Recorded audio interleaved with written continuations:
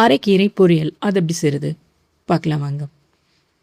Stove on பண்ணிக்கோங்க. கடாயை வச்சுட்டு கடாய் நல்லா சூடாகணும். சூடானதுக்கப்புறம் கடலெண்ணெய் சேர்த்துக்கோங்க.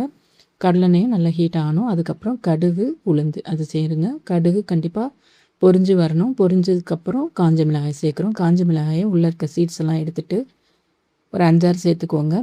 ஒரு கெட்டி கீரைக்கு நான் ஒரு பவுல் வெங்காயம் ஃபுல்லாகவே சேர்த்துக்கிறேன். வெங்காயம் அதிகமாக சேர்க்கும் போது தான் கீரை பொரியல் வந்து நல்லாயிருக்கும். ஸோ இதுக்கு ஒரு கெட்டி கீரையை பொடியாக கட் பண்ணி அதையும் இதில் சேர்த்துருக்கேன். கீரையை விட பாத்திரம் கொஞ்சம் பெரிய சைஸில் இருக்கிற மாதிரி பார்த்துக்கோங்க. அப்போ தான் நம்ம பெரட்டி விடும்போது கீரை கீழே சிந்தாமல் இருக்கும்.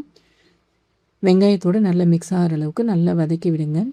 வெங்காயமும் கீரையும் நல்லா ஓரளவு வெந்துருச்சு. இப்போ பொடியாக கட் பண்ணியிருக்க ஒரு தக்காளி இதில் சேர்த்துக்கிறோம். தக்காளி சேர்த்துட்டு நல்லா மிக்ஸ் பண்ணி விடுங்க. தக்காளியும் குக் ஆகிடுச்சு. உப்பு இப்போ சேர்க்குறோம்.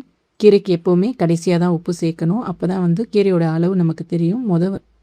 நம்ம சேர்க்கும் போது கீரை வந்து அதிகமாக இருக்கிறதுனால நிறைய சேர்க்குற மாதிரி ஆகிடும். ஸோ இதோடு நான் இப்போது தேங்காய் துருவல் சேர்த்துக்கிறேன்.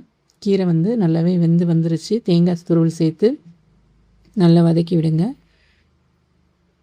நம்மளோட டேஸ்டியான அரைக்கீரை பொரியல் ரெடி ஆயிடுச்சு. Okay viewers, don't forget to subscribe. Thank you.